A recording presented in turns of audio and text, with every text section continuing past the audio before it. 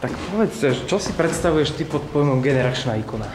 Nic. Vůbec nič? Nic, protože si myslím, že v tom je nějaký skrytý protimluv, že nic takového vlastně nemůže existovat, protože se to podle mě dá vlastně vzít jakoby ex post, ale ne prostě teď takhle dopředu, protože si myslím, že nic jako generace vlastně moc neexistuje. Takže rozhodně ne jako člověk, možná jako, je to něco jako předmět.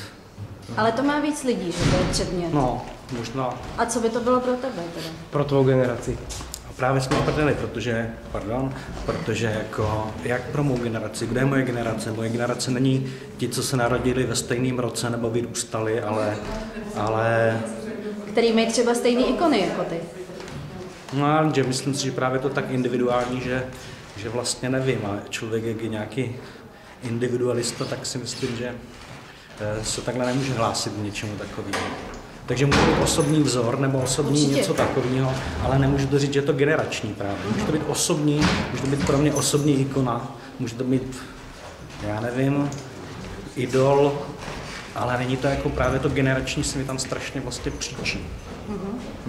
Takže kdybychom odpárali to generační a zeptali si tě jenom na tvůj idol v současnosti, V současnosti nevím, ale to je spíš spojený s tím, že prostě když jsem byl malý a miloval jsem Formuli 1, tak to byl Niki Lauda prostě. To byl prostě můj vzor. ale víš, do toho utíká jako Ale- hodně lidí, že jo, říká, když ale jsem byl malý, proto právě. jsem se ptala teď, No, protože teď. to je mnohem těžší vlastně říct.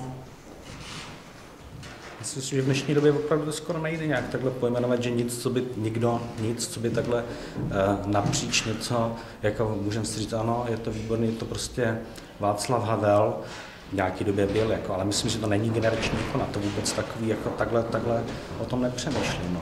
Tak proto zpochybňuji vůbec tady tento název, tento projekt generační ikony. Neutíkej, co je teda tvůj vzor v současnosti?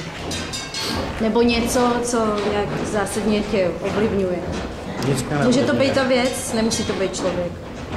Nevím, to je prostě nekonečnost vesmíru a globální oteplování, to je alternativní ikona. Prostě to by neovlivnilo. Myslím si, že to fakt jako je pro mě to špatně nastavené tady to, takže nedokážu se s tím nějak vypořádat. Tak nám ještě řekni nějaký ikony z dětství, teď máme něco do sbírky. Já ikony z dětství. A už do toho jdou lidi, takže ikony z dětství budou příště. Tak možná defilujou za tebou, když se To otočí. jsou všechno mé ikony z dětství.